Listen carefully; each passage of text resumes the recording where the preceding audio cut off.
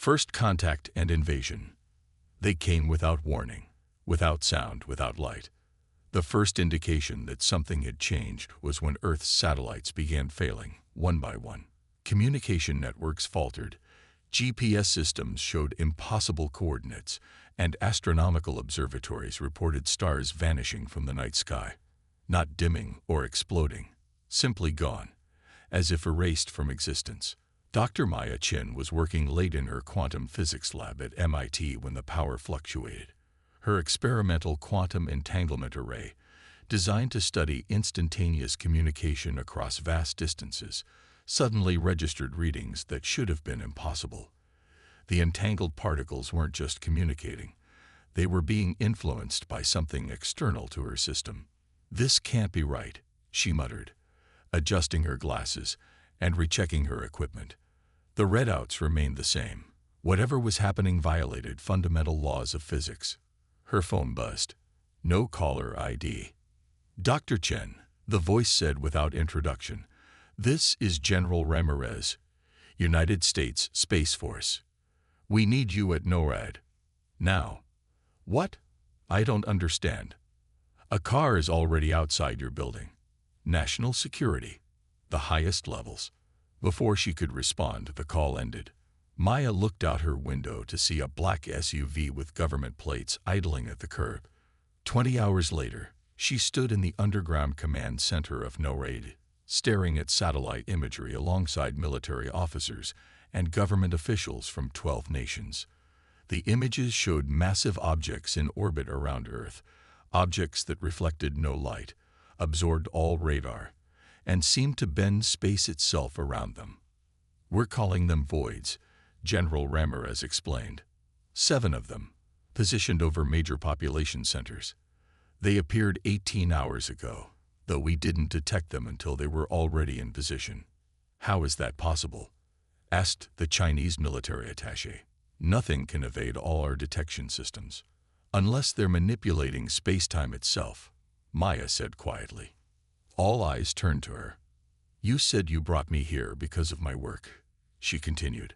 "My research suggests that with sufficient energy, space-time could theoretically be folded, allowing something to move from one point to another without crossing the space between."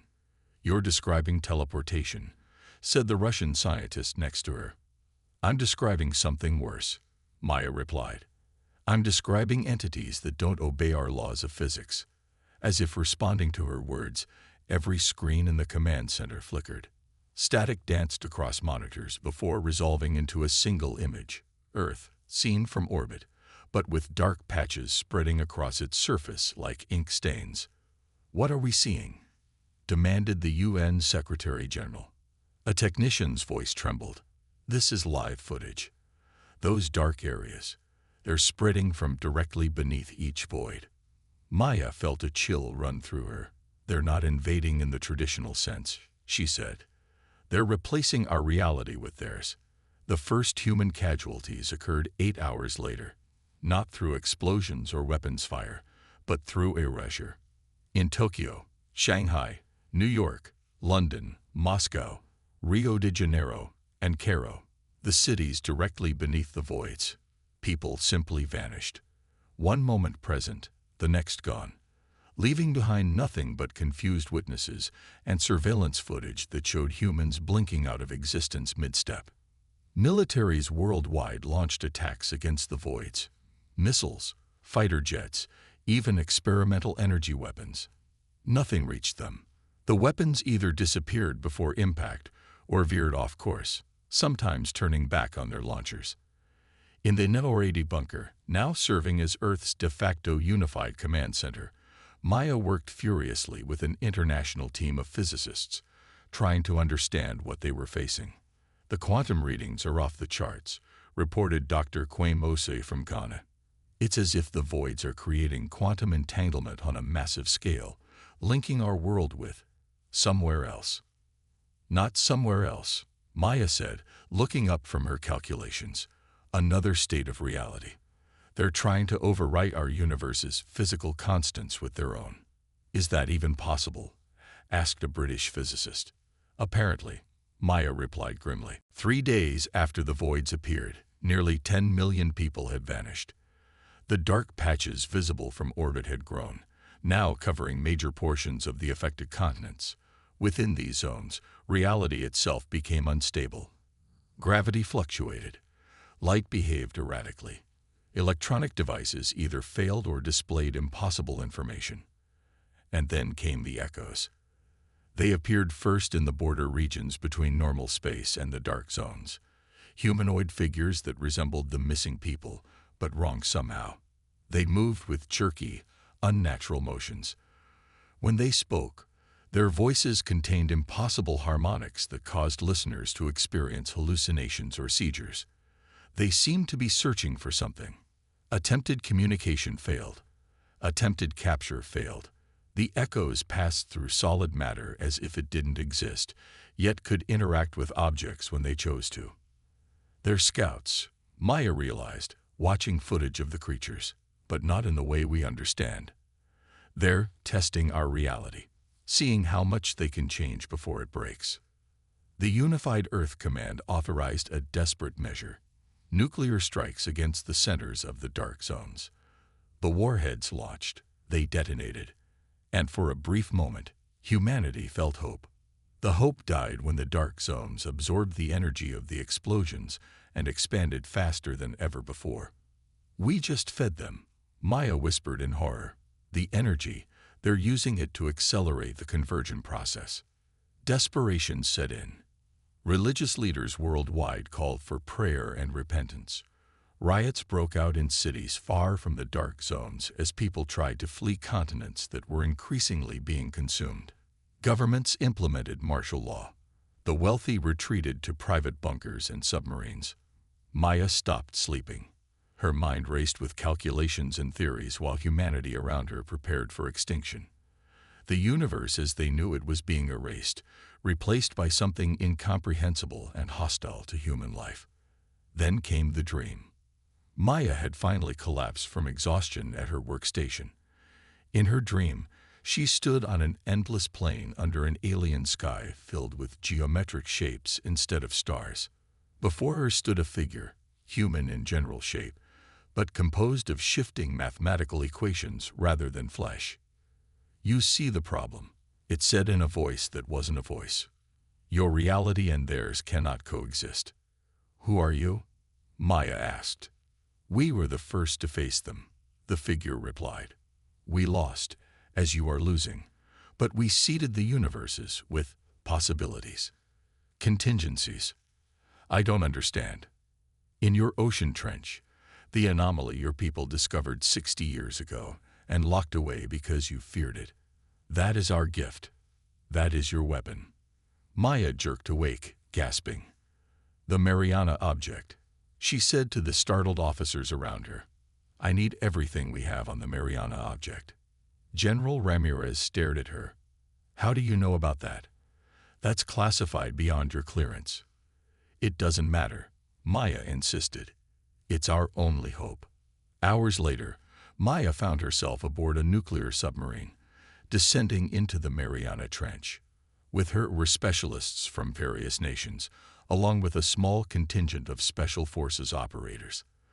The vessel had been retrofitted for this specific mission: to retrieve an object discovered in 1963 by a deep-sea exploration vessel and subsequently concealed from public knowledge.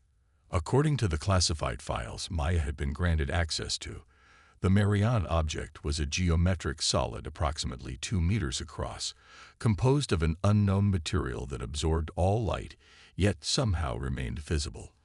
It defied analysis, maintained a constant temperature regardless of its environment, and occasionally emitted patterns of energy that scrambled electronic equipment. After several researchers went mad studying it, the object had been returned to the trench and its location classified at the highest levels. "We're approaching the containment site," announced the submarine's captain.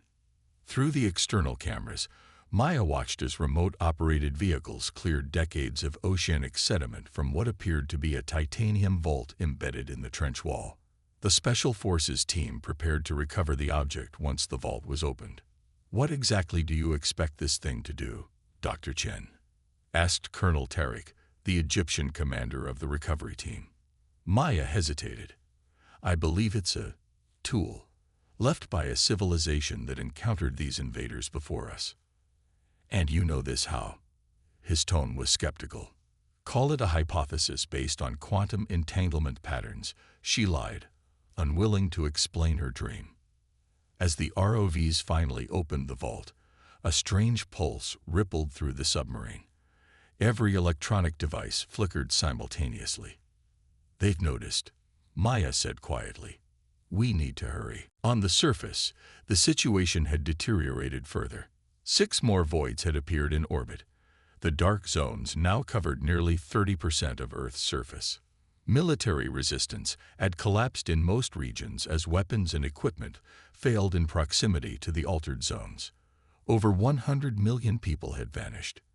And yet, as the submarine ascended with the Mariana object secured in a special containment chamber, Maya felt something she hadn't experienced since the invasion began: hope. The object seemed to respond to her presence, its surface shifting with patterns that reminded her of the equations she'd seen in her dream. When she placed her hand on the containment glass, the patterns aligned with her fingers. "It's communicating," she whispered. As the submarine neared the surface, a transmission came through, broken and static-filled, but clear enough. The voids were moving, converging over the Pacific Ocean, directly above them. "They know," Colonel Tarek said grimly, checking his weapon, although they all knew conventional arms would be useless. Maya looked at the object, its patterns now pulsing rapidly. "No," she said with sudden understanding. "They fear humanity's counterstrike." The submarine surfaced in darkness. Above them, the sky was wrong, not black with stars, but a swirling void where 13 alien vessels now converged, their massive forms blocking what little natural light remained. "Launch the helicopters," ordered Admiral Hayes over the secure channel. "Get that object and Dr. Chen to the carrier immediately." Maya stood on the submarine's bridge, still staring at the Mariana object through the containment glass. Its patterns had aligned into what appeared to be a blueprint, complex geometric shapes and mathematical formulas that somehow looked familiar to her. "We don't have time to move it to a carrier," she said. "We need to activate it here. Now." "Activate? How?" demanded Colonel Tarek. "I think it needs to interface with our technology," Maya replied, the understanding flowing into her mind, as if the object itself were guiding her thoughts. "Bring me the quantum entanglement device from my equipment." As the team scrambled to comply, the submarine's sensors detected movement from above. Smaller objects were detaching from the voids, craft of some kind, descending toward the ocean surface. "They're sending something after us," Admiral Hayes reported. "Whatever you're planning, Dr. Chen, do it fast." With trembling hands, Maya connected her portable quantum entanglement array to the containment unit holding the Mariana object. The moment the connection was established, the object's surface patterns intensified, projecting light that formed holographic images in the air around it. "My God," whispered one of the scientists. "Those are blueprints." "Not just blueprints," Maya said, her voice filled with wonder. "Instructions for weapons, defenses, technology beyond anything we've developed." The images showed devices that could manipulate gravity, bend light, and most importantly, generate fields that would stabilize reality against the void's influence. "We can't possibly build these in time," Colonel Tarek objected. "We don't need to build them all," Maya countered, pointing to one specific design. "Just this one, the stabilization field generator. And we already have most of the components here, between my equipment and the submarine systems." As the alien craft descended toward them, Maya and her team worked feverishly, following the object's instructions to repurpose existing technology into something new. The submarine's nuclear reactor would power it, her quantum entanglement array would focus it, and the Mariana object itself would serve as its core. "They're 3 minutes out," reported the radar operator. "Almost there," Maya replied, making the final connections. The device they had assembled looked cobbled together, a mess of wires, circuit boards, and power conduits surrounding the ancient object. But as the final connection was made, the hodgepodge creation hummed to life, with a sound that resonated in their bones rather than their ears. The Mariana object lifted from its containment unit, hovering in the center of their makeshift device. Its surface was no longer dark, but glowing with blue-white light that seemed to swell from within. "What now?" asked Admiral Hayes. "Now," Maya said, reaching out to touch the floating object. "We push back." As her fingers made contact, knowledge flooded her mind, the history of the beings who had created the object, their war against the same entities now invading Earth, their eventual defeat, and their final act. Seeding the multiverse with tools that might give other civilizations a chance they never had. With this knowledge came understanding. The voids weren't ships, they were living entities, ancient beings that consumed realities. They didn't invade worlds. They overwrote them, replacing the fundamental laws of physics with their own incompatible version. The dark zones weren't occupation territories, but convergent areas where Earth's reality was being erased and rewritten. And the people who had vanished weren't dead. They were caught between realities, their physical forms suspended in a state that wasn't quite existence. They could be saved. Maya knew what to do. "Broadcast a message to all remaining military forces," she ordered. "Tell them to gather as many power sources as they can, nuclear, solar, fusion, anything, and feed power into the electrical grid at exactly 1800 hours UTC. All of it. Every watt they can generate." "What will that accomplish?" Colonel Tarek asked. "This device doesn't just create a localized stabilization field," Maya explained. "It can use Earth's existing power infrastructure as a conductor to extend the field globally. But we need a massive power surge to initiate the cascade effect." As the alien craft appeared on the horizon, sleek, predatory shapes that seemed to absorb light, Maya's team made the final preparations. The submarine's communications officer sent the instructions worldwide, to any government or military installation still functioning. "They're targeting us specifically," Admiral Hayes reported, watching the approaching craft. "They know what we have." "Good," Maya said, her eyes never leaving the floating object. "That means this will work." At exactly 1800 hours UTC, power stations worldwide went to maximum output. Nuclear plants overrode safety protocols. Dam generators spun to their structural limits. Solar farms channeled every photon they captured. The global power grid, battered but still partially functional, surged with more electricity than it had ever carried. In the submarine, the Mariana object flared with blinding light. The makeshift device surrounding it began to vibrate, then to transform, components melting and reforming into new configurations as if guided by invisible hands. "Everyone back," Maya shouted, though she remained in place, her hand still touching the object, her mind still connected to its ancient knowledge. The device expanded, energy coursing through it and into the submarine's hull. The metal began to glow with the same blue-white light as the object. The glow spread to the ocean surrounding them, then outward in an expanding circle. Where this light touched the ocean, the water stabilized. Waves that had been moving erratically under the void's influence returned to natural patterns. The sky above began to clear, stars reappearing where before there had been only void. Through her connection with the object, Maya could sense the reality stabilization field expanding across the planet, following power lines, radio waves, and Earth's own magnetic field as conduits. Where it touched the dark zones, the alien influence receded. Reality reasserted itself. And the voids screamed. Not with sound, but with distortions in space-time that made the air shiver and electronics malfunction. The alien craft attacking the submarine suddenly veered away, retreating toward their massive progenitors. "It's working," Colonel Tarek shouted, watching through binoculars as the nearest void began to convulse, its perfect darkness now marred by cracks of blue-white light. Through her mental connection, Maya understood what was happening. The stabilization field wasn't just pushing the alien influence back, it was making Earth's reality incompatible with the voids themselves. They could not exist here as long as the field remained active. One by one, the voids began to retreat, pulling back from Earth's orbit. But Maya wasn't done. With newfound understanding guiding her actions, she adjusted the frequencies of the stabilization field, targeting specific patterns within the alien entities. "What are you doing now?" Admiral Hayes asked, steadying himself as the submarine rocked from temporal distortions. "Saving them," Maya replied. "The people who vanished.